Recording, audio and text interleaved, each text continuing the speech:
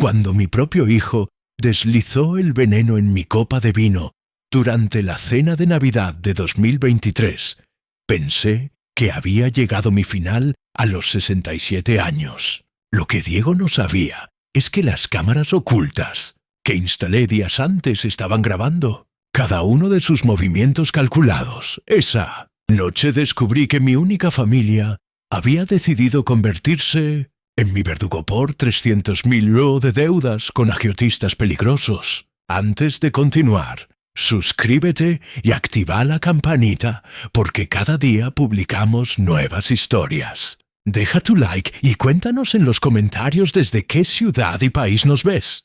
Mi nombre es Emilio Vázquez Morales y durante 40 años construí un imperio empresarial en Valencia que me permitió acumular más de 2 millones de euros en patrimonio. Siempre creí que mi mayor logro no era el dinero, sino haber criado a Diego como un hombre de principios.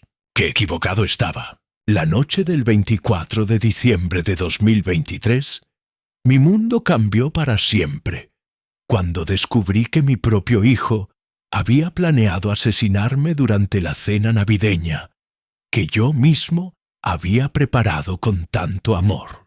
Todo comenzó 3 semanas antes, cuando el detective privado Joaquín Rueda Moreno me entregó un informe que helaba la sangre.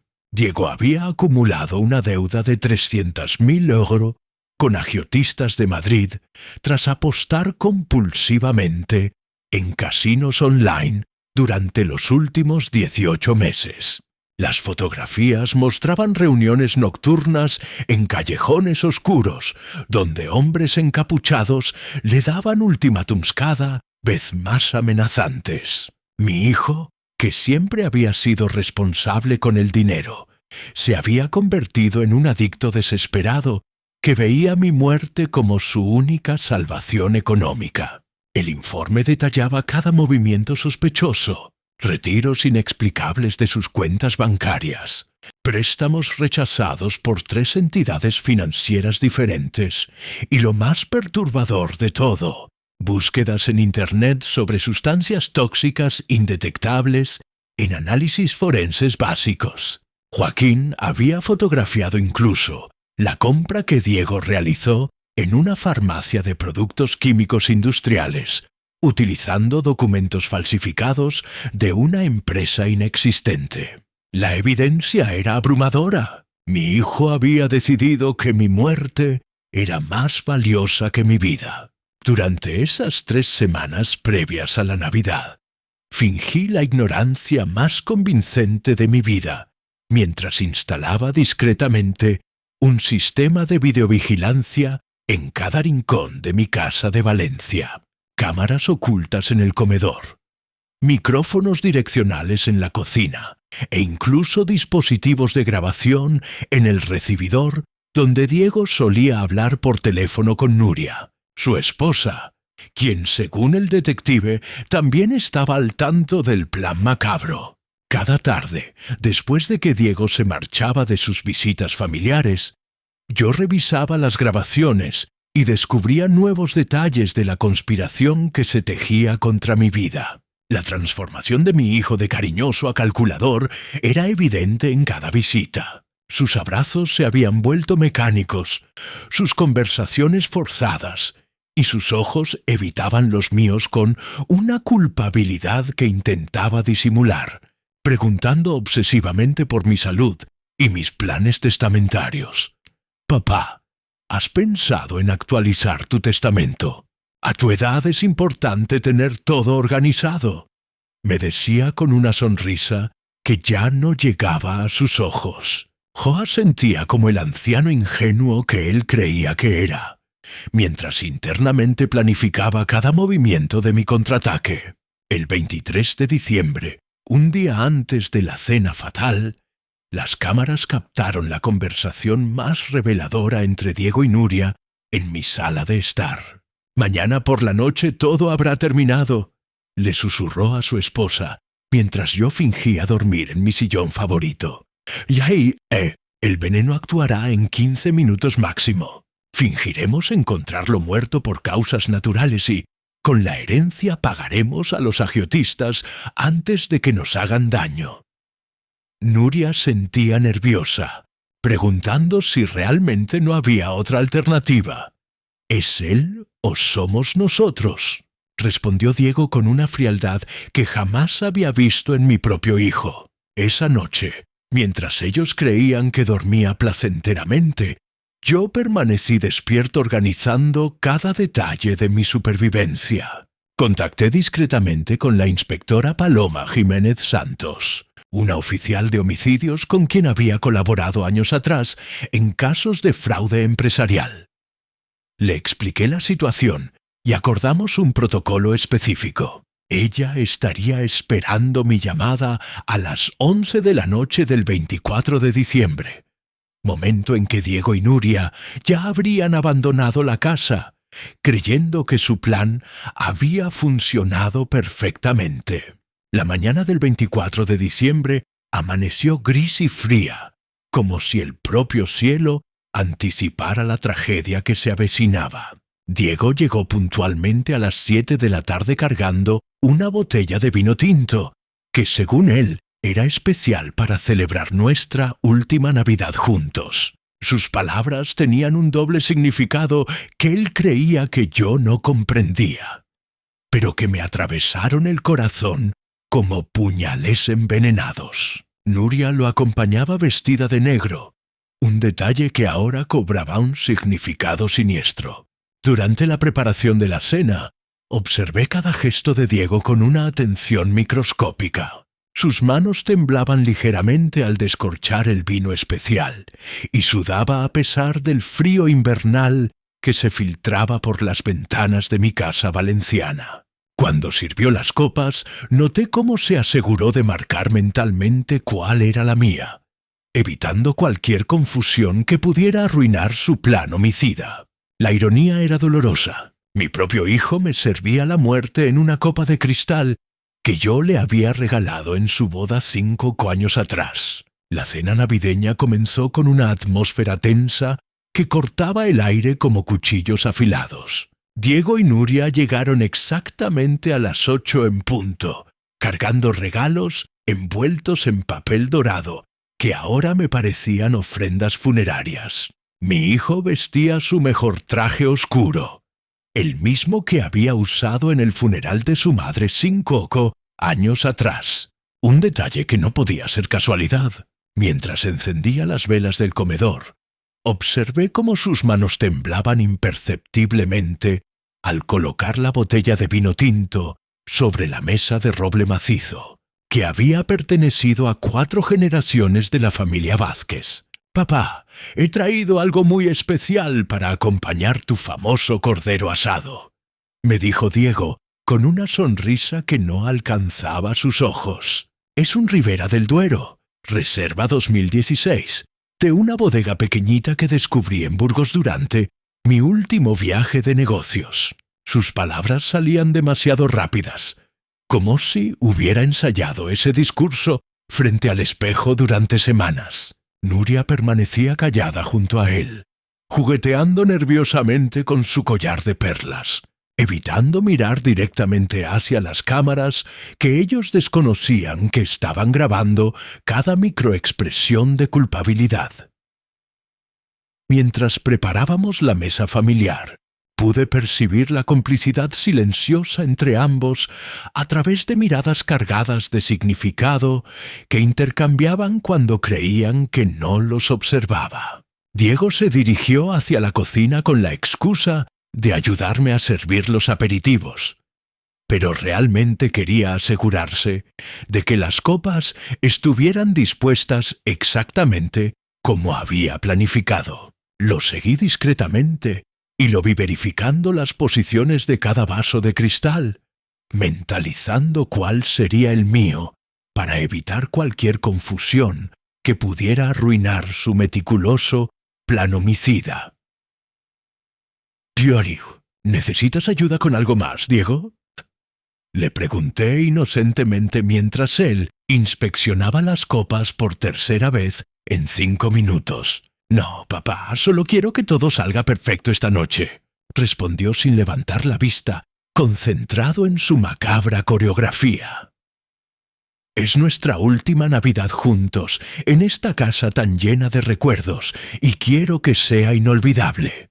Sus palabras contenían una ironía cruel, que él creía que pasaba desapercibida para este anciano que consideraba ingenuo e indefenso. Regresamos al comedor donde Nuria había dispuesto los platos de porcelana blanca con bordes dorados que mi difunta esposa María Carmen había coleccionado durante décadas. La mesa lucía hermosa bajo la luz de las velas, pero la belleza del ambiente contrastaba grotescamente con la tragedia que se desarrollaba bajo esas llamas danzantes. Diego comenzó a servir el vino con movimientos calculados, llenando primero la copa de Nuria, después la suya y finalmente la mía con una atención especial que me erizó la piel. «Brindemos por la familia, papá», propuso Diego alzando su copa con una solemnidad teatral, que me resultaba nauseabunda por todos los años que hemos compartido juntos y por los proyectos futuros que tenemos por delante. Alcé mi copa fingiendo la emoción que un padre debería sentir en ese momento, mientras internamente me preparaba para la actuación más importante de mi vida. El líquido rojo oscuro brillaba siniestro bajo la luz amarillenta de las velas, y pude percibir un aroma ligeramente diferente al de un vino normal, más químico, más artificial. Fingí llevar la copa a mis labios mientras observaba atentamente las reacciones de Diego y Nuria.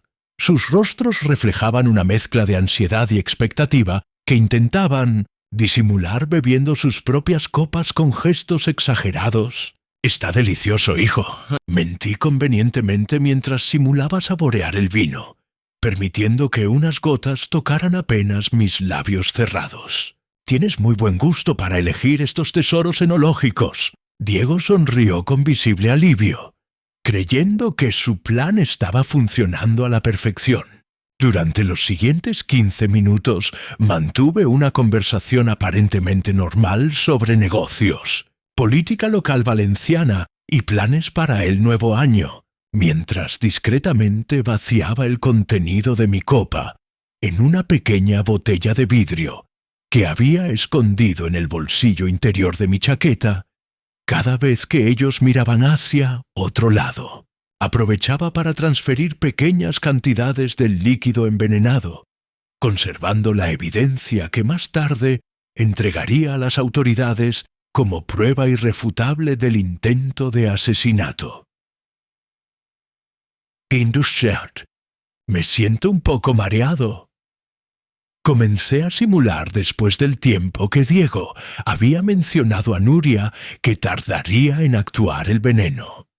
«Debe ser la emoción de tenerte aquí en casa durante las fiestas navideñas». Mi actuación debía ser convincente, pero no demasiado dramática, lo suficientemente gradual como para que ellos creyeran que el veneno estaba cumpliendo su función letal sin despertar sospechas sobre mi conocimiento del plan. Diego se incorporó inmediatamente, acercándose con falsa preocupación, mientras Nuria permanecía sentada, observando la escena con ojos vigilantes. «¿Estás bien, papá? ¿Quieres que llamemos al médico?» Mer preguntó con una actuación digna de premio, fingiendo alarma mientras internamente celebraba el aparente éxito de su crimen. «Tintesen, no es nada grave», respondí con voz cada vez más débil. «Solo necesito recostarme un momento en el sofá del salón». Me dirigí lentamente hacia el salón, fingiendo dificultades para caminar y apoyándome en los muebles como si perdiera el equilibrio progresivamente. Diego y Nuria me siguieron manteniendo una distancia prudencial, observando mi supuesto deterioro con atención científica. Me dejé caer en el sofá de cuero marrón, donde había leído miles de periódicos durante 4 décadas, cerrando los ojos y controlando mi respiración para simular el proceso de envenenamiento que ellos esperaban presenciar. Tichnor. «Papá, ¿me escuchas?», preguntó Diego con voz aparentemente angustiada, pero pude percibir el tono de satisfacción oculta detrás de sus palabras. «Creo que deberíamos llamar una ambulancia», sugirió Nuria con menos convicción, cumpliendo su papel en el teatro macabro que habían ensayado previamente. «Esperemos un poco más», respondió Diego rápidamente. «A veces estos episodios pasan solos en personas de su edad». Permanecí inmóvil durante los siguientes 20 minutos, controlando mi respiración hasta hacerla casi imperceptible, mientras escuchaba sus conversaciones susurradas, que las cámaras ocultas estaban capturando con claridad perfecta. «¿Crees que ya está?», comenzó a preguntar Nuria con voz temblorosa. «Dale unos minutos más», respondió Diego con autoridad. «El pulso debe detenerse completamente antes de que podamos estar seguros de que el trabajo está terminado». Los siguientes 30 minutos se convirtieron en los más largos de mi existencia. Permanecí completamente inmóvil sobre el sofá de cuero, fingiendo estar muerto mientras Diego y Nuria comenzaban a revelar sus verdaderas personalidades criminales. Sus voces, que antes susurraban con nerviosismo, ahora se volvían más audaces y calculadoras, conforme crecía su convicción de que el veneno había cumplido su propósito letal. Las cámaras ocultas capturaban cada palabra incriminatoria que salía de sus bocas, construyendo una evidencia irrefutable que posteriormente entregaría a las autoridades. «¿Estás completamente seguro de que ya no respira?», y preguntó Nuria, acercándose cautelosamente al sofá donde yacía mi cuerpo, aparentemente sin vida. Diego se aproximó y colocó su oído cerca de mi pecho, simulando verificar los latidos cardíacos que había logrado reducir a un mínimo imperceptible mediante técnicas de respiración profunda que había aprendido durante mis años de practicar yoga. «Su corazón se ha detenido por completo», confirmó con satisfacción apenas contenida. «El ácido cianhídrico funciona exactamente como prometió el químico de Barcelona». Escuchar a mi propio hijo pronunciar el nombre del veneno que había usado para intentar asesinarme me produjo una mezcla indescriptible de horror y tristeza. El ácido cianhídrico era una sustancia letal que actuaba bloqueando la capacidad de las células para utilizar oxígeno, provocando una muerte que podría parecer un ataque cardíaco natural en una persona de mi edad.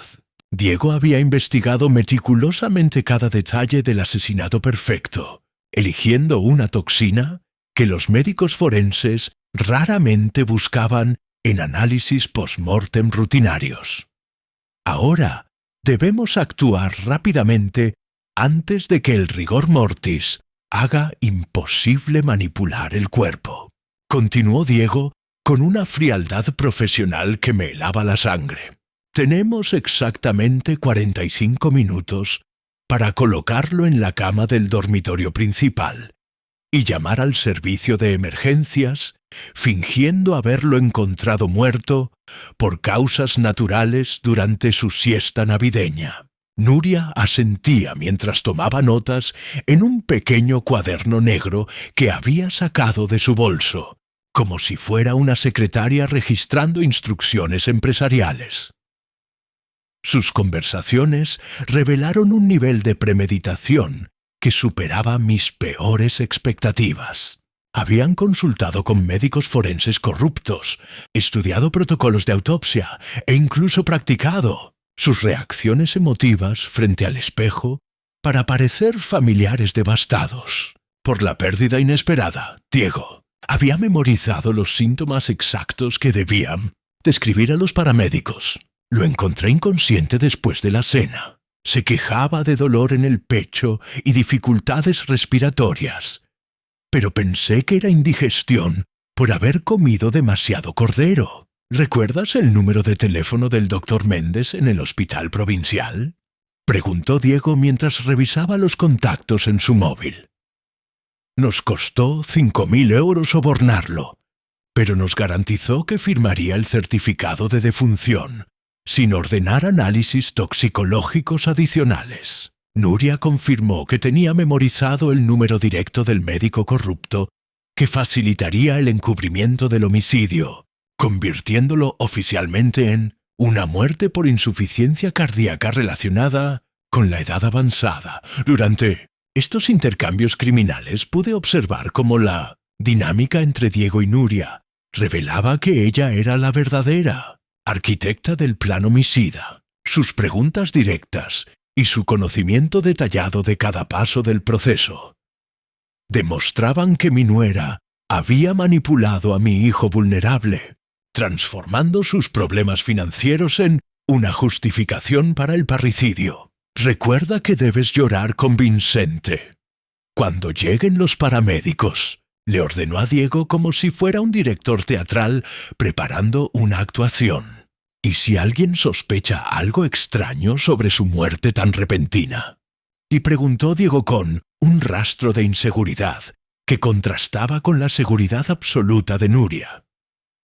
Tu padre tenía 67 años, presión arterial alta y acababa de consumir una comida pesada acompañada de alcohol, respondió ella con lógica fría. Las estadísticas de mortalidad masculina en Valencia respaldan completamente nuestra versión de los hechos.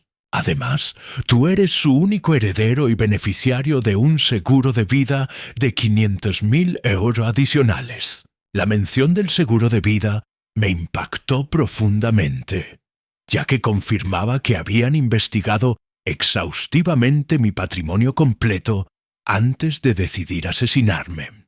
No solo conocían mis cuentas bancarias, propiedades inmobiliarias, inversiones bursátiles, sino también pólizas de seguros privadas que creía confidenciales. Su codicia no tenía límites morales ni afectivos, reduciendo 40 años de relación paterno-filial a un simple cálculo matemático de beneficios financieros. Cuando recibamos la herencia completa, pagaremos inmediatamente los 300.000 euros los agiotistas de Madrid y nos mudaremos a Barcelona para comenzar una nueva vida lejos de Valencia. Planificó Nuria mientras caminaba alrededor de mi cuerpo supuestamente cadavérico. Con el dinero restante compraremos el restaurante que siempre soñaste tener en el barrio gótico y nadie podrá conectarnos, jamás con la muerte de tu padre. Sus planes futuros incluían detalles específicos que demostraban meses de preparación. Habían visitado locales comerciales en Barcelona, negociado contratos de alquiler e incluso abierto cuentas bancarias preliminares donde transferir los fondos robados. Mi muerte no era un acto desesperado de último momento, sino el culminar de una conspiración elaborada que habían construido sistemáticamente mientras yo los recibía en mi hogar, con amor paternal incondicional. Deberíamos moverlo ahora hacia el dormitorio, sugirió Diego después de verificar nuevamente mi pulso inexistente. Se acercaron al sofá y comenzaron a manipular mi cuerpo con una combinación grotesca de cuidado y urgencia, levantando mis brazos y piernas como si fuera un maniquí. El contacto físico con las manos que me habían envenenado me requería un autocontrol sobrehumano para mantener la inmovilidad absoluta y no reaccionar instintivamente. Mientras me transportaban hacia el dormitorio principal, escuché a Nuria susurrar instrucciones finales. Recuerda colocarlo en posición natural, como si hubiera subido a descansar después de cenar, y simplemente no despertó. Diego asentía mecánicamente, concentrado en ejecutar cada paso del protocolo que habían ensayado previamente. Sus manos temblaban ligeramente al acomodar mi cabeza sobre la almohada, una reacción que interpretó como nerviosismo del momento, pero que realmente reflejaba el peso psicológico de manipular el cuerpo de su propio padre asesinado. Una vez posicionado en la cama matrimonial, donde había dormido junto a mi difunta esposa durante 3 décadas, Diego y Nuria realizaron una inspección final de la escena del crimen. Verificaron que no hubiera evidencias visibles del envenenamiento. Ajustaron la iluminación para que pareciera natural. Incluso rociaron un poco de mi colonia habitual, para que los paramédicos encontraran todo exactamente como esperarían en el dormitorio de un anciano que había fallecido pacíficamente durante el sueño navideño. Una vez que Diego y Nuria consideraron que su macabro trabajo había quedado perfectamente ejecutado, decidieron abandonar la casa para establecer coartadas sólidas que respaldaran su versión de los acontecimientos. «Regresaremos dentro de exactamente 2 horas y 40 minutos», murmuró Diego consultando su reloj de pulsera dorado. «Suficiente tiempo para que se establezca el rigor mortis parciali para que hayamos estado cenando en el restaurante La Gavina del Puerto, donde Ramón el camarero puede confirmarnos como testigos. Sus planes incluían cada detalle forense que pudiera surgir durante la investigación policial posterior. Esperé otros 15 minutos después de escuchar el portazo de la entrada principal, antes de incorporarme cautelosamente desde la cama donde habían depositado mi supuesto cadáver. El silencio absoluto de la casa confirmaba que se habían marchado completamente, dejándome solo con las evidencias de su intento de parricidio y las grabaciones incriminatorias que las cámaras ocultas habían capturado durante toda la velada. Mis piernas temblaban ligeramente debido a la tensión acumulada durante la representación teatral más importante de mi existencia. Me dirigí inmediatamente hacia la cocina, donde había escondido la pequeña botella de vidrio, conteniendo la muestra del vino envenenado que había recolectado discretamente durante la cena. El líquido rojo oscuro brillaba siniestro bajo la luz fluorescente, representando la evidencia física más contundente del crimen que acababa de presenciar. Coloqué el recipiente dentro de una bolsa hermética etiquetada con fecha y hora exactas, siguiendo protocolos de preservación de evidencias que había aprendido durante mis décadas como empresario, tratando con seguros e investigaciones corporativas. El siguiente paso era contactar con el laboratorio privado Bioquímica, Levante, donde el doctor Sebastián Navarro Conde había analizado muestras forenses para mis empresas durante los últimos 15 años. Marqué su número personal de emergencias, explicándole la situación crítica sin revelar detalles específicos que pudieran comprometer la investigación policial posterior. «Doctor Navarro, necesito un análisis toxicológico urgente de esta muestra líquida. Sospecho presencia de ácido cianhídrico u otros venenos letales», le expliqué mientras preparaba el traslado inmediato de la evidencia. «Emilio, ¿puedo tener resultados preliminares en 40 minutos utilizando espectrometría de masas?», respondió el doctor Navarro con profesionalidad absoluta. «Si confirmas presencia de cianuro o sustancias similares, deberás contactar inmediatamente con las autoridades judiciales antes de que se deteriore la cadena de custodia». Su advertencia era acertada, ya que cualquier demora podría invalidar la evidencia ante un tribunal, permitiendo que Diego y Nuria escaparan de las consecuencias legales de su crimen. Mientras esperaba los resultados del laboratorio, contacté con la inspectora Paloma Jiménez Santos, utilizando el número directo que me había proporcionado durante nuestra conversación preparatoria. «Inspectora, el plan se ha ejecutado exactamente como previmos», le informé manteniendo la voz serena a pesar de la adrenalina que corría por mis venas. «Tengo grabaciones completas de la conspiración criminal y una muestra del veneno que intentaron usar para asesinarme. Diego y Nuria han abandonado temporalmente la escena para establecer coartadas falsas». «Perfecto, Emilio. Enviaré unidades discretas para vigilar el restaurante La gabina sin que ellos detecten nuestra presencia, respondió la inspectora Jiménez con eficiencia profesional. Cuando regresen a tu domicilio para descubrir tu cadáver, los estaremos esperando con las órdenes de detención ya preparadas. El juez de guardia, Manuel Herrera Vega, ha autorizado el operativo basándose en las evidencias preliminares que le presentamos ayer. Su coordinación previa demostraba la meticulosidad con que habíamos planificado cada aspecto de la respuesta legal.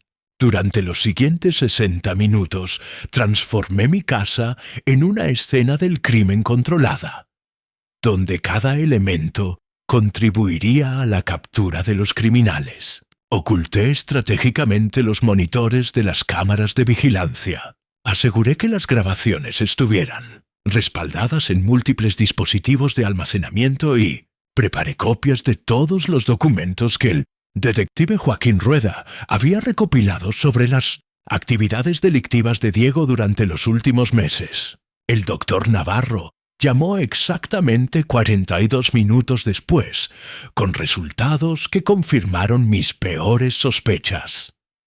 Emilio, la muestra contiene concentraciones letales de cianuro de potasio diluido en etanol, reportó con gravedad científica. La cantidad presente habría causado muerte por asfixia celular en menos de 20 minutos en una persona de tu edad y peso corporal. Whoever prepared this mixture knew exactly what they were doing. Su confirmación técnica proporcionaba la evidencia forense irrefutable necesaria para sustentar cargos de tentativa de homicidio premeditado. La inspectora Jiménez arribó discretamente con un equipo especializado de la policía científica que se posicionó estratégicamente alrededor de mi propiedad sin ser detectados por los vecinos. Hemos instalado micrófonos direccionales que capturarán cada palabra cuando Diego y Nuria regresen, me informó mientras revisaba el equipamiento técnico. Sus reacciones al descubrir tu muerte serán grabadas como evidencia adicional de su participación consciente en el crimen planificado. Aproximadamente 2 horas y 30 minutos después de su partida, las cámaras exteriores detectaron el automóvil Seat León plateado de Diego, aproximándose lentamente por la calle Martínez Cubels. La inspectora Jiménez y yo observamos desde la furgoneta de vigilancia cómo el vehículo se detenía frente a mi casa y sus ocupantes. Permanecían varios minutos dentro, probablemente repasando una última vez los detalles de su actuación teatral, antes de descubrir mi cadáver. Recuerda que debes parecer sorprendido, pero no demasiado dramático. Escuché a Nuria instruir a Diego a través de los micrófonos direccionales. Los paramédicos sospecharán si tu reacción emocional no coincide con el perfil psicológico de un hijo que encuentra muerto a su padre después de una cena navideña aparentemente normal. Sus consejos revelaban conocimiento específico sobre investigaciones forenses que habían adquirido durante la preparación del crimen. Diego y Nuria descendieron del vehículo caminando con lentitud deliberada hacia la entrada principal, fingiendo la tranquilidad de familiares que regresan después de una velada agradable. Diego utilizó sus llaves para abrir la puerta, llamando hacia el interior con voz aparentemente cariñosa. «Papá, hemos vuelto para ayudarte a recoger los platos de la cena y asegurarnos de que estés bien antes de marcharnos». Definitivamente, su actuación era convincente para cualquier observador externo que desconociera la realidad del intento de asesinato. El momento más tenso de toda mi existencia llegó cuando escuché las voces de Diego y Nuria, aproximándose hacia el dormitorio principal, donde supuestamente yacía mi cadáver envenenado. Desde mi posición oculta en el armario empotrado, observaba a través de una rendija microscópica cómo entraban cautelosamente en la habitación, fingiendo buscar a un padre que creían haber asesinado exitosamente horas antes.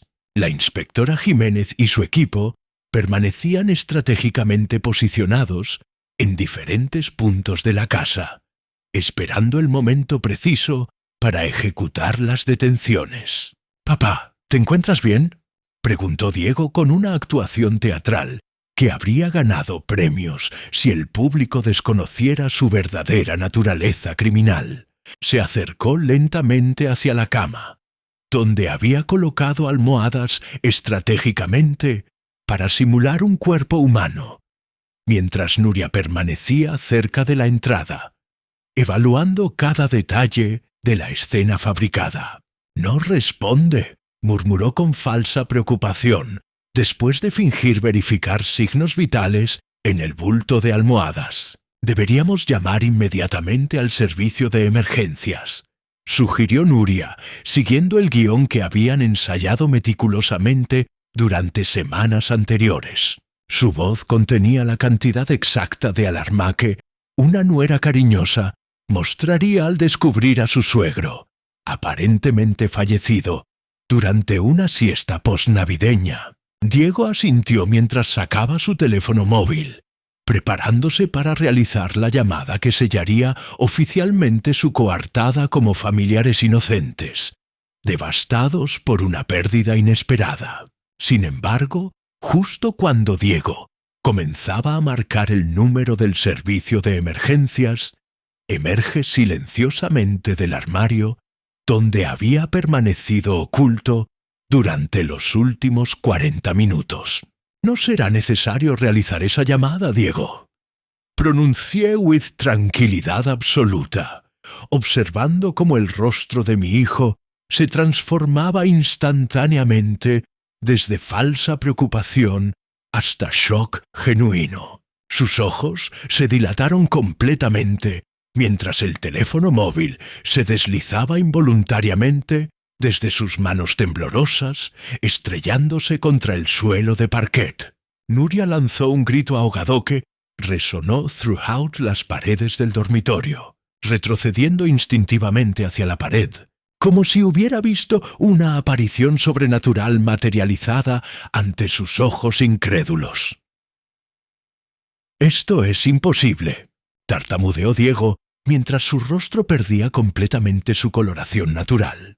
«Bebiste todo el vino envenenado durante la cena. El cianuro debería haber detenido tu corazón hace más de 3 horas». Su confesión involuntaria confirmaba públicamente la premeditación del intento de asesinato. «No te entiendo. Efectivamente, bebí el vino que preparaste tan cuidadosamente», respondí manteniendo una calma que contrastaba dramáticamente con su creciente desesperación. «Pero a diferencia de ti, hijo, yo no subestimo la inteligencia de las personas que amo. Sabía sobre tus deudas con los agiotistas madrileños desde hace 4 meses. Conocía cada detalle de tu plan homicida, y tengo grabadas todas las conversaciones incriminatorias que mantuviste con Nuria mientras creían que dormía placenteramente en mi sillón. La revelación de mi conocimiento previo sobre su conspiración criminal provocó una reacción en cadena de confesiones desesperadas. ¿Cómo pudiste saberlo, Dendo?», preguntó Nuria con voz quebrada, comprendiendo que su plan supuestamente perfecto había sido completamente desenmascarado desde su concepción inicial.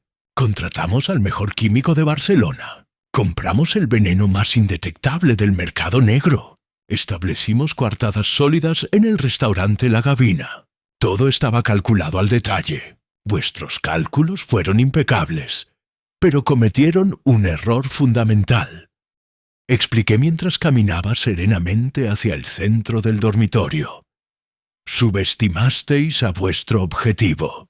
Durante 4 décadas construí un imperio empresarial superando competidores más jóvenes, más agresivos y aparentemente más inteligentes que vosotros. Detectar una conspiración familiar requiere las mismas habilidades estratégicas que aplicaba daily en mis negocios valencianos. Diego se desplomó sobre la silla tapizada que había pertenecido a su madre, comprendiendo finalmente la magnitud de su fracaso. Los 300.000 euros de deuda con los agiotistas nos estaban matando lentamente, confesó entre sollozos incontrolables. Necesitábamos tu herencia para sobrevivir, pero nunca imaginamos que descubrirías el plan antes de que pudiéramos ejecutarlo completamente. Su justificación revela la profundidad de su desesperación financiera y moral. En ese momento crucial, la inspectora Paloma Jiménez Santos irrumpió en el dormitorio acompañada por 4 agentes de la policía científica, rodeando inmediatamente a Diego y Nuria con profesionalidad absoluta. Diego Vázquez Ruiz y Nuria Ruiz Campos, quedáis detenidos por conspiración para cometer homicidio premeditado y tentativa de asesinato mediante envenenamiento, anunció mientras les colocaba las esposas reglamentarias. Tenéis derecho a permanecer callados y a solicitar asistencia letrada antes de realizar cualquier declaración. Esto debe ser una pesadilla, murmuró Diego mientras los agentes lo conducían hacia la salida del dormitorio, donde había creído que encontraría mi cadáver. Todo era perfecto. Habíamos planificado cada detalle durante meses. ¿Cómo pudo salir tan terriblemente mal? Su incredulidad revelaba que Jen Winley había creído en la infalibilidad de su plan criminal, sin considerar que su víctima designada podría poseer recursos y conexiones superiores a las suyas. Nuria mantuvo silencio absoluto durante el proceso de detención, pero sus ojos reflejaban una mezcla de odio y respeto hacia la inteligencia que había subestimado fatalmente. Había liderado la conspiración creyendo que manipulaba a un anciano vulnerable, pero discover demasiado tarde que había declarado War Against, un estratega empresarial con décadas de experiencia, neutralizando amenazas mucho más sofisticadas que su plan amateur. Mientras observaba a los agentes conducir a Diego y Nuria hacia los vehículos policiales que esperaban discretamente outside mi propiedad, experimenté una combinación compleja de tristeza y satisfacción justiciera. Mi único hijo había elegido traicionar 4 décadas de amor incondicional por dinero, pero su captura demostraba que algunas lecciones de vida requieren consecuencias irreversibles para ser auténticas y comprendidas.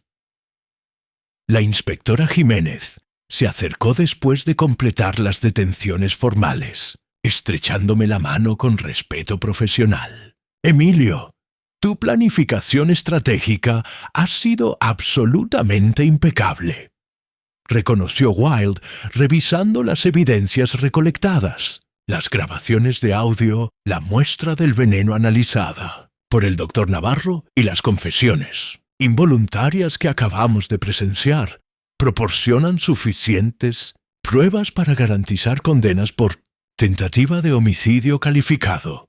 Enfrentarán entre 8 y 12 años de prisión efectiva. Los primeros días siguientes a la detención de Diego y Nuria se convirtieron en un torbellino de interrogatorios policiales, análisis forenses exhaustivos y revelaciones cada vez más perturbadoras sobre la profundidad de su conspiración criminal. La comisaría central de Valencia se transformó en el epicentro de una investigación que causaría conmoción en toda la comunidad local, debido a la naturaleza particularmente cruel del parricidio, frustrado que había estado a punto de consumarse durante las festividades navideñas. El detective Joaquín Rueda Moreno entregó a las autoridades judiciales un dossier completo de 240 páginas, documentando cada aspecto de la vida secreta de Diego durante los últimos 8 meses. Las fotografías incluían evidencias de múltiples reuniones con agiotistas conocidos de Madrid, registros detallados de pérdidas en casinos online que totalizaban exactamente 323.400 euros y transcripciones de conversaciones telefónicas interceptadas legalmente, donde discutían métodos para resolver el problema del anciano con eufemismos que ahora cobraban significado siniestro. Los análisis toxicológicos realizados en el laboratorio del doctor Sebastián Navarro Conde confirman concentraciones letales de cianuro de potasio suficientes para provocar la muerte por asfixia celular en cualquier persona mayor de 60 años, declaró la inspectora Jiménez durante la rueda de prensa convocada por el juez de instrucción, Manuel Herrera Vega.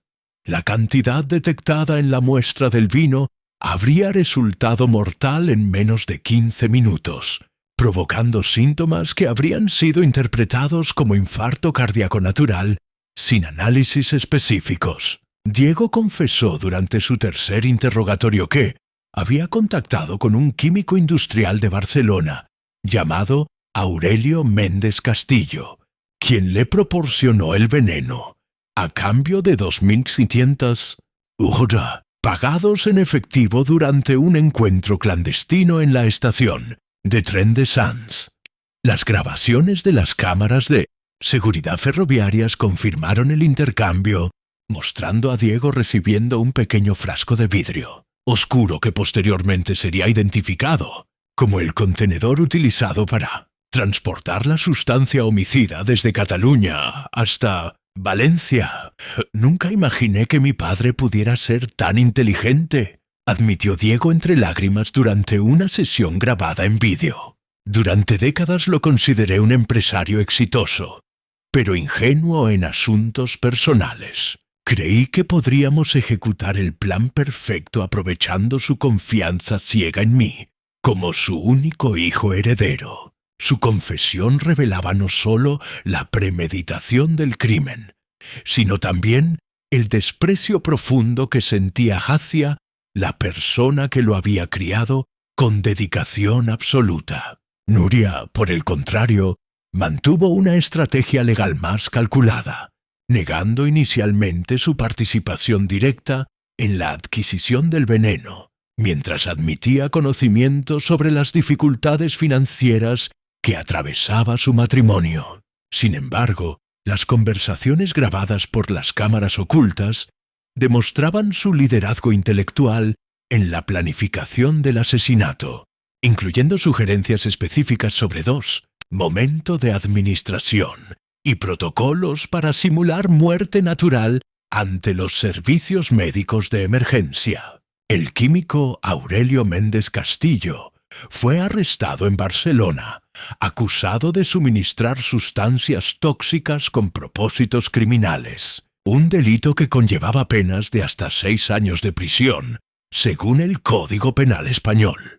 Durante su interrogatorio, reveló que Diego no había sido su único cliente durante los últimos 2 años, proporcionando información sobre una red más amplia de crímenes familiares, que habían utilizado métodos similares de envenenamiento en diferentes provincias españolas.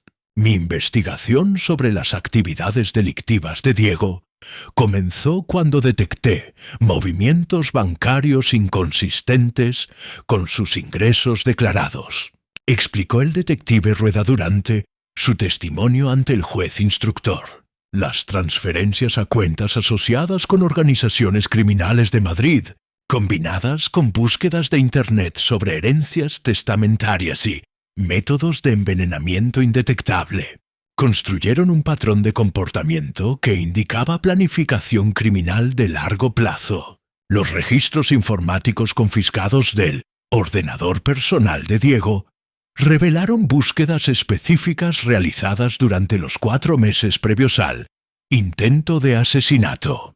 Síntomas: infarto cardíaco, hombres mayores, 60 años. Tiempo: detección cianuro, análisis forense.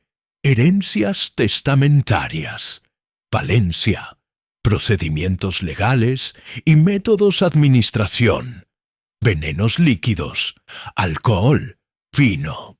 Cada búsqueda había sido meticulosamente documentada con fechas y horas precisas que correlacionaban perfectamente con los encuentros registrados con el químico barcelonés. La investigación también descubrió que Nuria había consultado con un abogado especialista en herencias, Fernando Aguirre Salinas, preguntando hipotéticamente sobre procedimientos legales cuando un anciano fallece intestado durante celebraciones familiares. El letrado, inicialmente ignorante del contexto criminal de las consultas, proporcionó información detallada sobre tiempos de tramitación, requisitos documentales e impuestos sucesorios que posteriormente serían utilizados para planificar la distribución de mi patrimonio robado. Las conversaciones interceptadas demuestran que habían calculado exactamente cuánto tiempo necesitarían para liquidar propiedades inmobiliarias, transferir fondos bancarios y abandonar España antes de que cualquier investigación posterior pudiera conectarlos con la muerte sospechosa, declaró el fiscal provincial Ricardo Martínez Sobrado. Su plan incluía mudanza inmediata a Portugal, donde pensaban establecer residencia permanente utilizando documentación falsificada que ya habían comenzado a tramitar con contactos criminales de Lisboa. Los agiotistas madrileños, identificados como Miguel Herrera Santos y Julián Ruiz Morales, fueron arrestados simultáneamente cuando las autoridades valencianas coordinaron con la Policía Nacional de Madrid. Durante sus interrogatorios, confirmaron que habían amenazado repetidamente a Diego con violencia física si no saldaba su deuda antes del 31 de diciembre de 2023, proporcionando el motivo temporal específico que explicaba por qué había elegido la cena navideña como momento para ejecutar el parricidio. La presión de los prestamistas ilegales había alcanzado niveles extremos durante las semanas previas a la Navidad, explicó Miguel Herrera durante su declaración judicial. Le habíamos dado un ultimátum final: pagar completamente antes de fin de año o enfrentar consecuencias físicas severas que podrían incluir mutilación permanente o muerte. Diego nos aseguró repetidamente que obtendría el dinero through una herencia familiar inesperada que recibiría durante las fiestas navideñas. El juez Manuel Herrera Vega ordenó embargo preventivo de todas las propiedades y cuentas bancarias de Diego y Nuria para garantizar el pago de las indemnizaciones civiles correspondientes, además de establecer fianza imposible para evitar su fuga del país mientras esperaban el juicio. Las medidas cautelares incluyeron prohibición absoluta de contacto conmigo, restricción de comunicaciones con terceros y vigilancia electrónica continua hasta la celebración del proceso judicial que determinaría sus condenas definitivas. Las semanas posteriores a las detenciones se convirtieron en un periodo de profunda reflexión personal sobre las transformaciones radicales que debía implementar en mi existencia después de descubrir que mi único hijo había intentado asesinarme por codicia. La traición familiar más absoluta que puede experimentar un padre me obligaba a tomar decisiones trascendentales, no solo mi patrimonio material, sino también sobre mi propósito de vida en los años restantes que la providencia me concediera después de sobrevivir al envenenamiento premeditado. Mi primer paso estratégico fue contactar con el notario Rafael Peña Aguinaga, quien había gestionado todos mis asuntos patrimoniales durante los últimos 20 años para programar una revisión completa del testamento vigente y establecer nuevas disposiciones que reflejaran la realidad actual de mi situación familiar. Don Emilio, comprendo la gravedad de las circunstancias que han motivado esta citación urgente, me dijo con solemnidad profesional durante nuestra reunión privada en su despacho de la calle Colón. Rafael, necesito eliminar completamente a Diego de cualquier herencia o beneficio patrimonial, le expliqué mientras firmaba los documentos pertinentes. Sus acciones demuestran que considera mi vida menos valiosa que mi dinero. Por lo tanto, no merece recibir ni un céntimo de lo que he construido durante 40 años de trabajo empresarial honesto. El proceso legal de desheredación, por causa de indignidad, requería documentación específica sobre los delitos cometidos por el heredero, evidencias que afortunadamente poseía abundantemente gracias a la investigación policial. Sin embargo, la decisión más significativa que tomé fue destinar la totalidad de mi patrimonio de 2.400.000 euros para crear la Fundación Diego Vázquez para Prevención de Adicciones y Violencia Familiar, una organización benéfica que llevaría irónicamente el nombre de mi hijo, mientras combatía exactamente los problemas que lo habían convertido en un criminal. Esta elección no era venganza, sino educación profunda.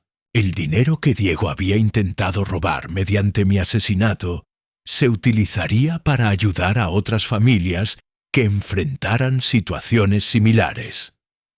La fundación se especializará en 3 áreas fundamentales, expliqué al notario mientras redactábamos los estatutos constituyentes. Primero, programas de rehabilitación para adictos al juego que hayan comprometido la seguridad económica familiar.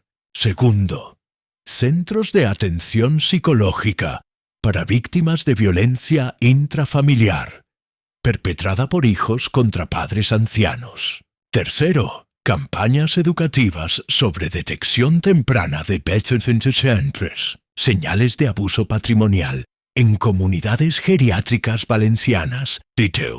Aspecto más ingenioso de mi planificación consistía en establecer que Diego podría trabajar en la fundación después de cumplir su condena penitenciaria, pero exclusivamente como voluntario, sin remuneración durante 5 años consecutivos antes de poder optar a cualquier posición remunerada. Si Genuinely desea redimirse y reconstruir nuestra relación, especifiqué en los documentos legales, deberá demostrar compromiso auténtico, ayudando durante un lustro completo a personas que sufren las mismas adicciones y problemas financieros que lo condujeron al intento de parricidio. Simultáneamente comencé los preparativos para trasladar mi residencia desde Valencia hacia Alicante, donde había adquirido un apartamento frente al mar que me proporcionaría el ambiente sereno necesario para sanar emocionalmente de la traición familiar.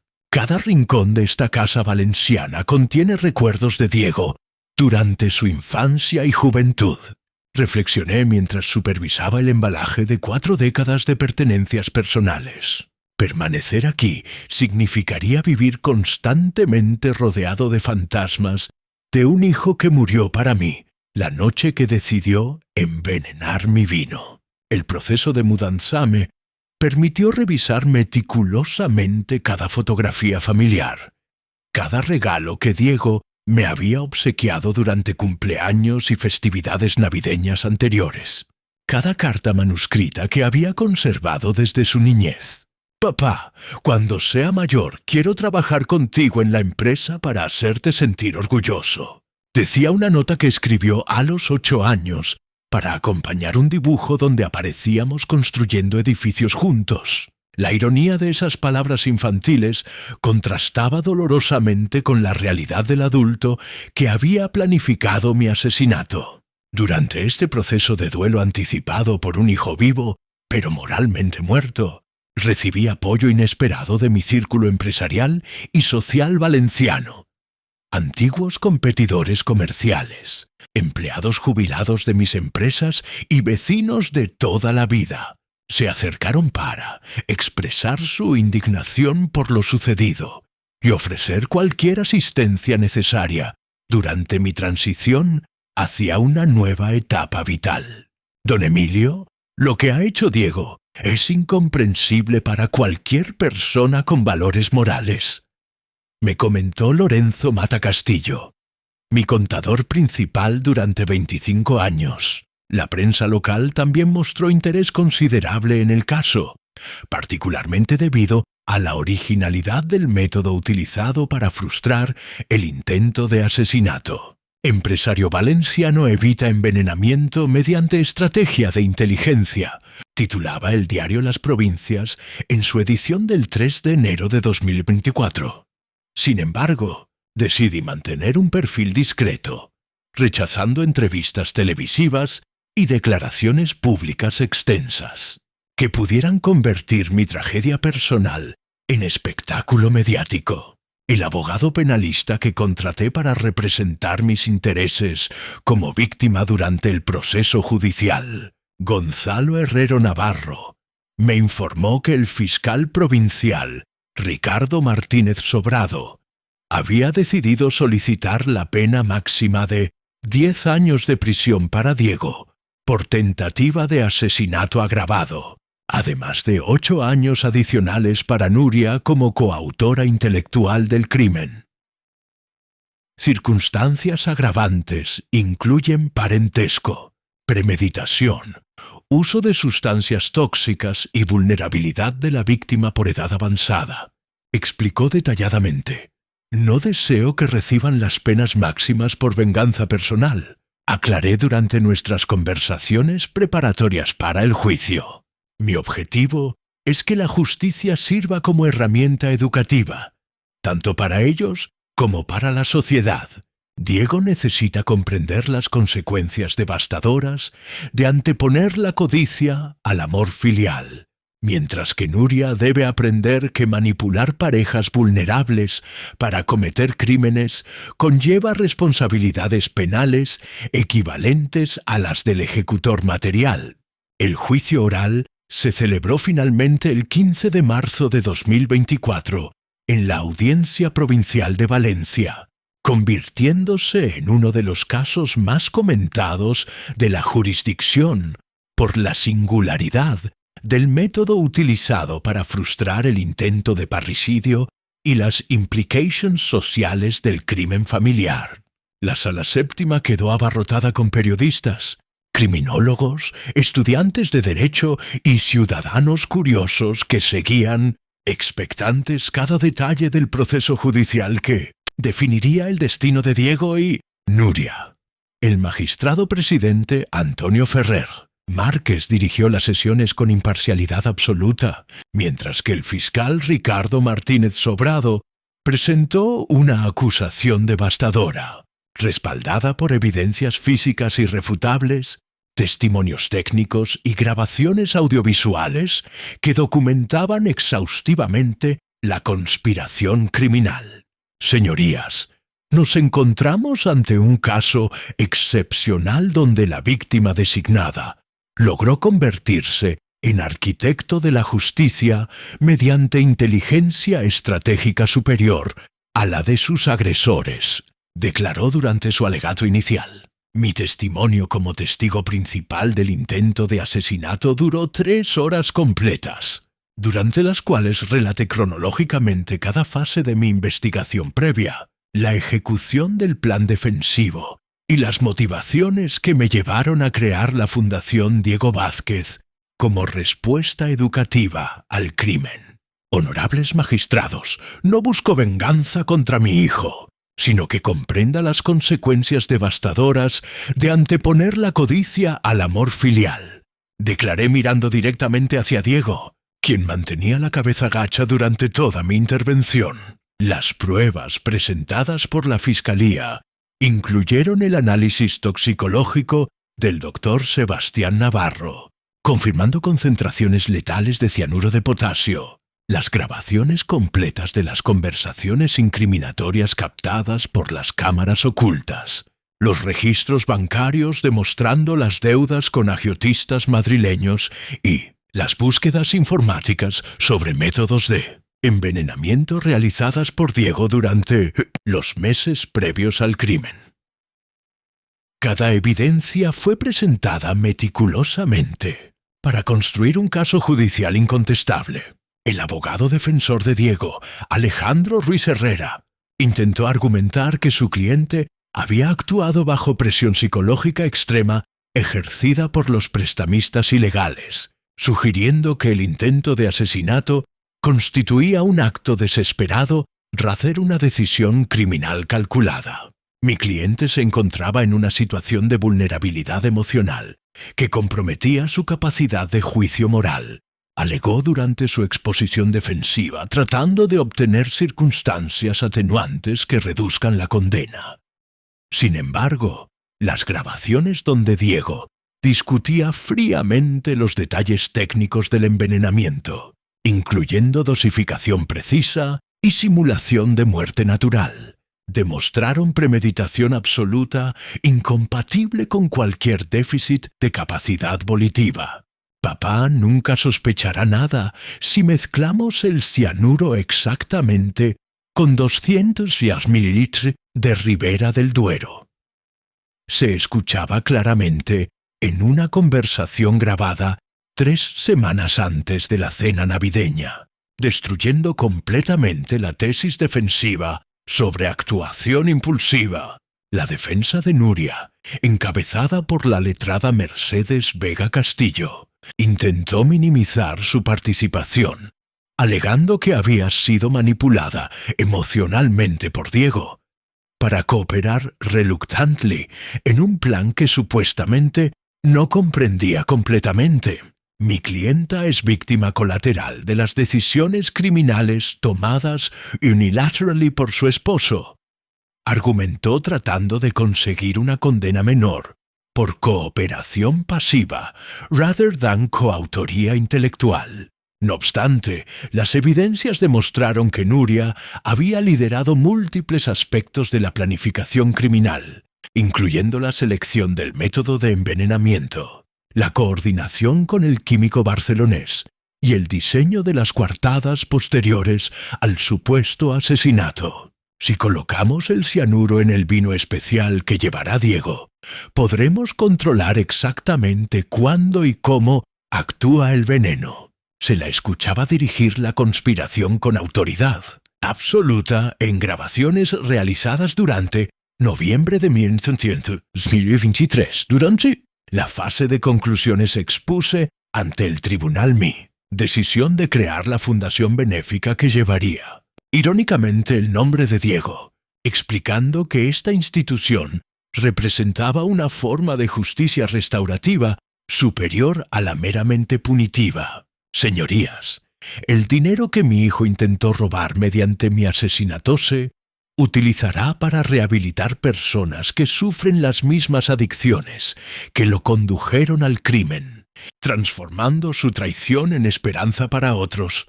Declaré con serenidad absoluta. El aspecto más impactante de mi testimonio fue la revelación de que Diego podría trabajar voluntarily en la fundación después de cumplir su condena, pero exclusivamente sin remuneración, durante 5 años como demostración de arrepentimiento genuino. Si Autentali desea redimirse y reconstruir nuestra relación, tendrá la oportunidad de ayudar durante un lustro completo a personas que enfrentan circunstancias similares a las que lo llevaron a intentar matarme.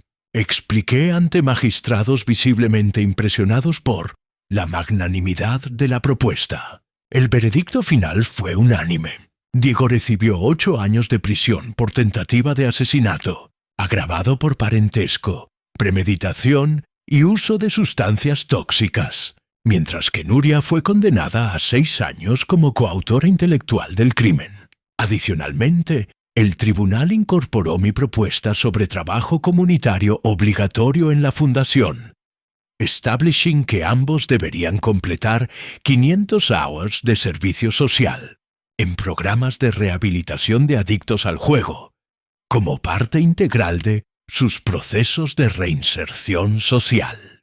Cuando el magistrado Ferrer leyó las sentencias definitivas, observé el rostro de Diego transformarse desde incredulidad hasta comprensión gradual de que había perdido no solamente su libertad, sino también el amor incondicional que había caracterizado nuestra relación paterno-filial durante 35 años. Sus lágrimas finales no eran de autocompasión, sino de recognition tardío sobre la magnitud irreversible de su traición familiar. Los meses posteriores al juicio marcaron el comienzo de una transformación existencial profunda que me alejó definitivamente de la amargura hacia un propósito renovado de servicio social. Mi traslado hacia el apartamento costero de Alicante se completó durante abril de 2024, proporcionándome el ambiente sereno necesario para procesar emocionalmente la traición familiar mientras construía simultáneamente las estructuras operativas de la Fundación Diego Vázquez para prevención de adicciones y violencia familiar. El primer desafío consistía en transformar mi dolor personal en herramientas efectivas de ayuda comunitaria, colaborando con psicólogos especializados, trabajadores sociales experimentados y otros padres que habían enfrentado situaciones similares de abuso patrimonial perpetrado por hijos adultos. Don Emilio, su experiencia puede servir como faro de esperanza para familias que actualmente atraviesan crisis parecidas, me explicó la doctora Carmen Soto Navarro, psicóloga clínica que aceptó dirigir los programas terapéuticos de la Fundación. Durante las primeras semanas de funcionamiento, establecimos 3 líneas de atención fundamentales que operaban desde la nueva sede institucional, ubicada en la Avenida del Puerto de Alicante. El primer programa se denominaba Detección Temprana de Señales de Abuso Patrimonial, diseñado para enseñar a adultos mayores cómo identificar comportamientos manipulativos de familiares que podrían escalar hacia violencia física o económica.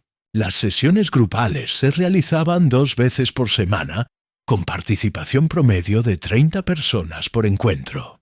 El segundo programa, Rehabilitación Integral para Adictos al Juego con Conflictos Familiares, atendía específicamente casos donde las ludopatías habían generado crisis que amenazaban la estabilidad doméstica.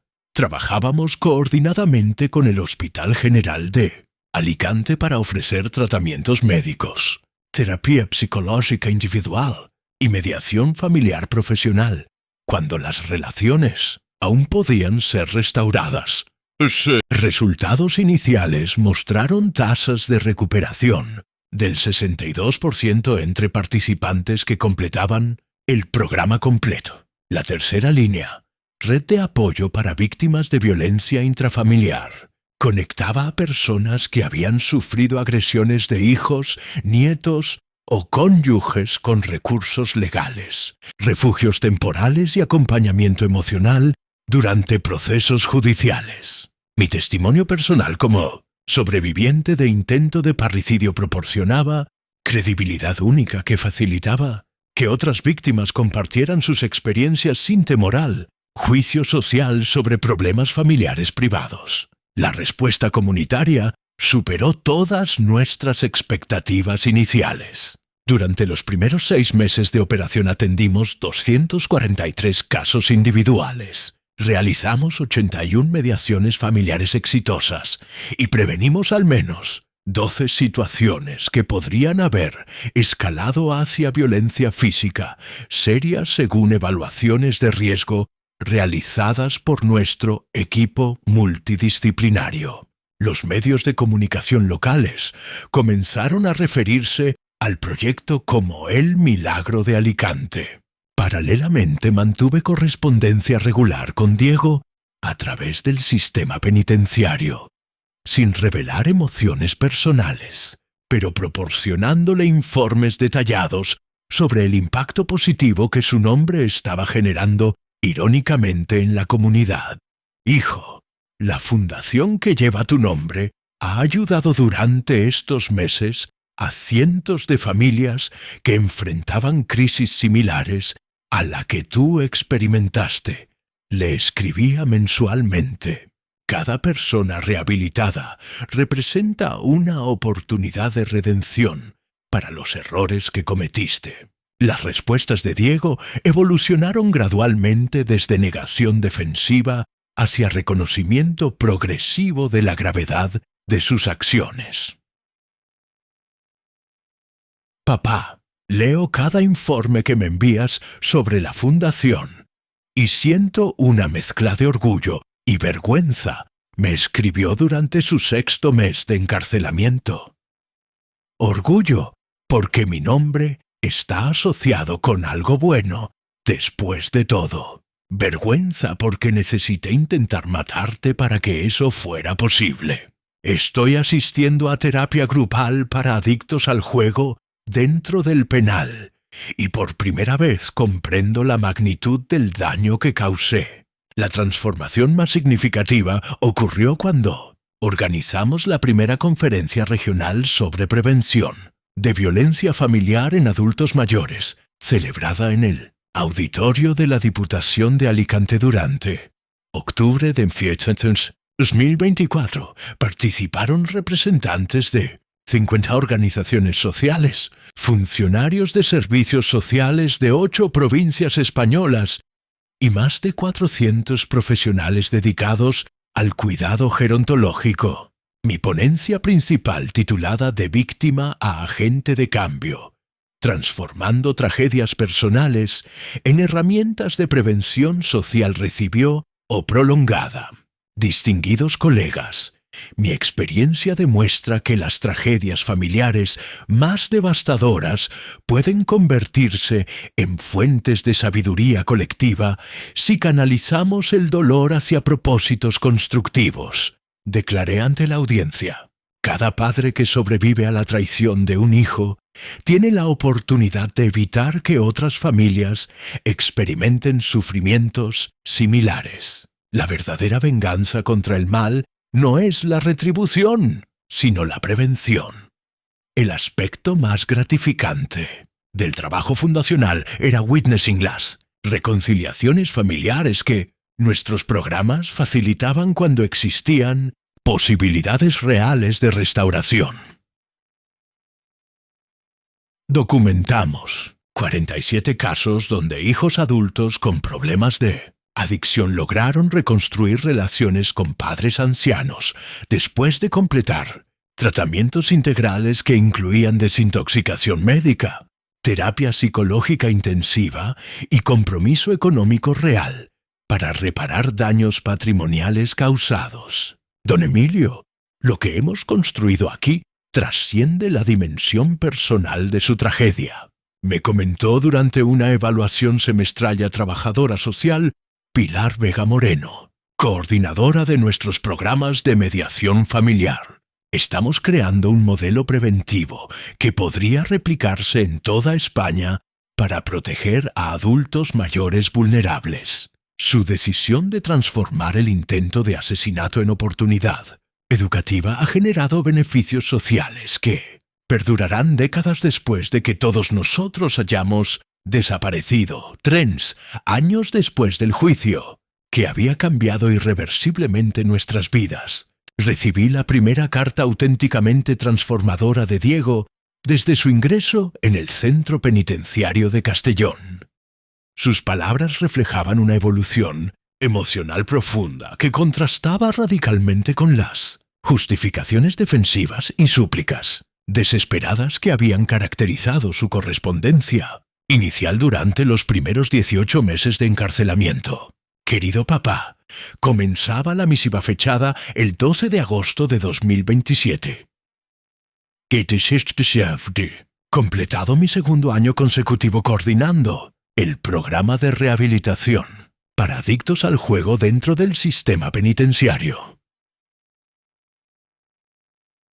Trabajar daily con otros internos que enfrentan las mismas demonios que me llevaron a intentar asesinarte me ha proporcionado una perspectiva completamente nueva sobre el daño devastador que nuestras adicciones causan en las personas que más amamos. La carta continuaba describiendo detalladamente su trabajo como facilitador de grupos terapéuticos, mentor de nuevos participantes y coordinador de actividades educativas sobre ludopatía dentro del programa de reinserción social del penal. Cada semana escucho historias de hombres que han perdido casas familiares, arruinado matrimonios y traumatizado hijos debido a deudas de juego. Cuando relatan sus crímenes desesperados para obtener dinero, veo mi propio reflejo en sus ojos llenos de vergüenza y arrepentimiento tardío.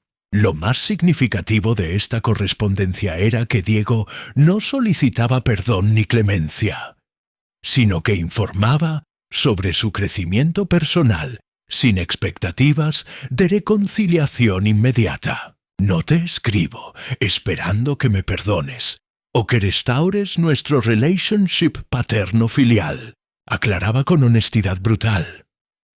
Te escribo porque necesitas saber que el dinero que intenté robar mediante tu asesinato ahora está siendo utilizado para salvar otras familias a través de la fundación que lleva mi nombre. Y esa ironía me proporciona el único consuelo genuino que he experimentado en años.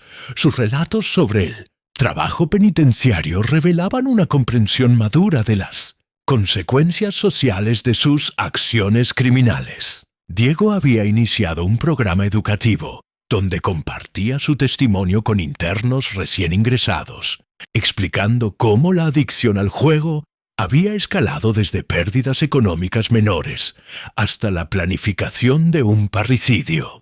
Mi historia sirve como advertencia sobre los límites morales que podemos cruzar cuando la desesperación financiera nubla nuestra capacidad de juicio ético.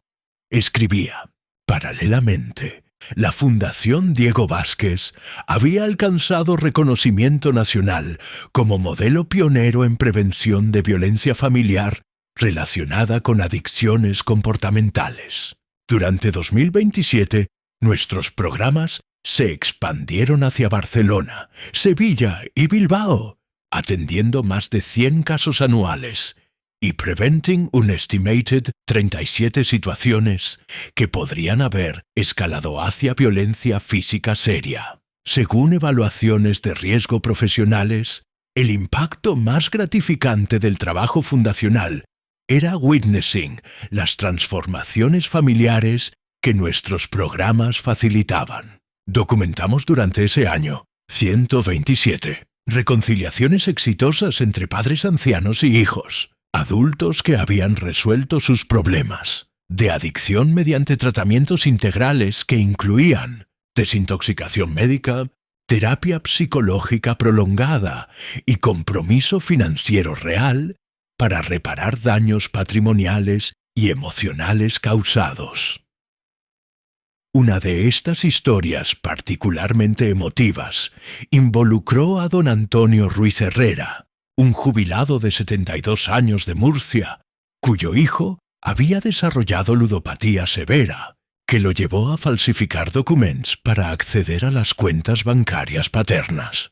Don Emilio, cuando leí su historia en los periódicos, reconocí inmediatamente los patterns que mi propio hijo estaba exhibiting, me explicó durante una sesión de terapia grupal. Su ejemplo me dio coraje para confrontar la situación. Antes de que escalara hacia violencia física, él trabajó con la doctora Carmen Soto Navarro y nuestro equipo multidisciplinario también había evolucionado hacia research académica sobre factores de riesgo que predisponen conflictos familiares relacionados con adicciones comportamentales. Publicamos durante 2027 un estudio comprehensive en la Revista Española de Gerontología, titulado Patrones de abuso patrimonial en familias con ludópatas, indicadores tempranos y estrategias de prevención. Don Emilio, los datos que hemos recolectado durante estos 3 años de operación confirman que 86% de casos de violencia familiar related to gambling addiction podrían prevenirse mediante detección temprana y intervención terapéutica oportuna, me informó la doctora Soto durante nuestras reuniones mensuales de evaluación. Su decisión de transformar tragedy personal into Social Prevention Tool ha generado beneficios cuantificables que trascienden su situación individual. Durante este periodo, mantuve absolute silence regarding mi relationship personal con Diego, focusing exclusivamente en updates sobre el impacto comunitario de la fundación que llevaba su nombre. Cada carta que le enviaba contained detailed reports sobre families rehabilitadas, addict recovered y violence prevented, pero jamás referencias a feelings paternales o possibilities de reconciliation. Mi strategy era permitir que su transformation fuera authentically internal, no motivated by expectations de reunión familiar. La respuesta de Diego a este approach demostraba madurez emocional progresiva. Papá, comprendo perfectamente por qué mantienes distancia respecto a temas personales, escribió en su carta de noviembre de 2027. Mi priority ahora no es recovering tu amor, sino demonstrating a través de actions sustained que he undergone genuine character transformation. Si algún día decides que merezco otra oportunidad, será únicamente después de que haya proven durante años que soy una persona completamente diferente del criminal que intentó envenenarte. Sus palabras reflejaban wisdom que había adquirido a través de 3 years de therapy intensive y work voluntary con otros addicts. Diego había learned que authentic redemption requiere patience, consistency y willingness to accept que algunas consecuencias son permanent regardless personal growth. Esta acceptance marked el beginning de su true rehabilitation como human being. 5 años después de aquel fatídico 24 de diciembre, cuando mi hijo intentó envenenarme durante la cena navideña, me encontraba en el despacho de la Fundación Diego Vázquez, observando por la ventana como un hombre de 40 años caminaba nerviosamente hacia la entrada del edificio. Era marzo de 2028 y reconocí inmediatamente a Diego, a pesar de los cambios físicos que el tiempo carcelario había impreso en su rostro. Cabello completamente canoso, músculos desarrollados por ejercicio disciplinado y una serenidad en sus movimientos que contrastaba radicalmente con la ansiedad desesperada que había caracterizado sus últimos años como ludópata. Su liberación condicional había sido aprobada la semana anterior, después de cumplir exactamente 5 años de la condena de 8 años, reducción otorgada por su comportamiento ejemplar como coordinador de programas de rehabilitación dentro del sistema penitenciario de Castellón. Durante su encarcelamiento, Diego había completado 2 carreras universitarias a distancia, trabajo social y psicología, preparándose meticulosamente para trabajar profesionalmente en el campo de prevención de adicciones, que ahora comprendía desde perspectivas personal y académica. «Buenos días», me saludó desde la puerta del despacho con voz controlada, pero cargada de emociones contenidas durante años de separación forzosa. «Vengo a cumplir el compromiso que estableció el tribunal sobre trabajo comunitario obligatorio en la Fundación. He completado todos los trámites legales con mi oficial de libertad condicional y estoy preparado para comenzar inmediatamente las actividades que consideres apropiadas». Sus palabras eran formales, respetuosas, pero mantenían la distancia prudencial de alguien consciente de que la confianza perdida requiere tiempo considerable para rebuilding. Durante los primeros minutos de nuestro reencuentro, ninguno de los dos mencionó el vínculo paterno-filial que había sido destruido por su intento de asesinato. Conversamos exclusivamente sobre aspectos profesionales, horarios de trabajo, responsabilidades específicas, protocolos de interacción con beneficiarios de la fundación y expectations mutuas regarding su performance como voluntario en programas que irónicamente llevaban su nombre, pero habían sido created para reparar el daño social causado por crímenes como el suyo. He estudiado exhaustivamente todos los informes anuales de la fundación que me enviaste durante mi encarcelamiento. Continuó Diego, mientras revisaba meticulosamente los documentos organizacionales. Comprendo que mi rol inicial será trabajar directamente con familias donde hijos adultos han desarrollado problemas de ludopatía que amenazan la estabilidad doméstica. Mi experiencia personal como exadicto, combined with academic preparation que completé en prisión, podría proporcionar perspectivas únicas para ayudar a otras personas que enfrentan circunstancias similares. La doctora Carmen Soto Navarro, quien había dirigido los programas terapéuticos de la Fundación durante 5 años, joining la reunión para evaluar la integración de Diego como miembro del equipo profesional. Diego, hemos revisado tus credenciales académicas y las evaluaciones psicológicas realizadas durante tu proceso de rehabilitación carcelaria, le informó con neutralidad clinical. Tu conocimiento teórico sobre addiction behaviors combined with lived experience de recovery efectivamente podría beneficiar nuestros programas, siempre que maintains professional boundaries y demuestres capacity para manage potential emotional triggers. Durante las siguientes semanas, observé discretely cómo Diego se integrated seamlessly into la rutina daily de la fundación. Llegaba puntualmente cada morning a las 7:30, permanecía hasta las 8 de la evening y dedicaba complete attention a cada family que requería assistance. Su approach con beneficiarios era characterized por empathy profound, pero profesionalmente distanced, sharing selectively elements de su own experience, únicamente cuando therapeutic value era clear y appropriate. Los resultados de su trabajo superaron expectations de todo el equipo multidisciplinary. Durante sus primeros 3 meses como voluntario, Diego facilitó successfully 12 reconciliations familiares entre padres e hijos adultos que habían resolvido sus problemas de addiction comprehensive treatments. Su capacity para establecer rapport immediately con other ex-addicts combined with theoretical knowledge acquired durante sus estudios universitarios created una combinación única de credibilidad y competencia profesional. Don Emilio, Diego ha demonstrated extraordinary capacity para connecting con families en crisis. Me informó la trabajadora social Pilar Vega Moreno during nuestras evaluaciones mensuales.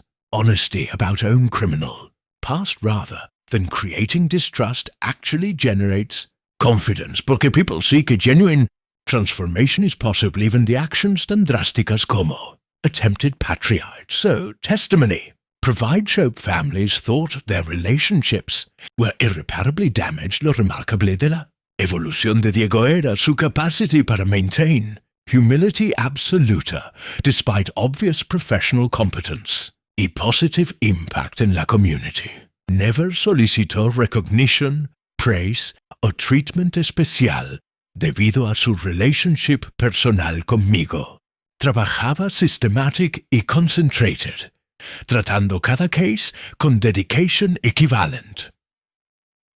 Regardless de whether beneficiaries knew about Sweetie, como el person cuyo nombre la fundación carried. 6 meses después de su incorporation, cuando evaluations quarterly demostraron que su contribution había been not only valuable, sino essential para el SUCL Program Components, decidí abordar por primera vez directly el tema de nuestro relationship personal. Diego, creo que ha llegado el momento de having una conversación honest sobre possibilities para rebuild, gradual y carefully, algunos aspects de nuestra connection familiar que fue destroyed por tus actions 5 años atrás. Sus ojos se llenaron de lágrimas controlled, mientras asentía slowly. Papá, durante estos 5 años learned que autenticionas por words o proes, sino por consistency actions over extended periods. Si estás willing para give me opportunity para gradu trust, estaré infinitely grateful.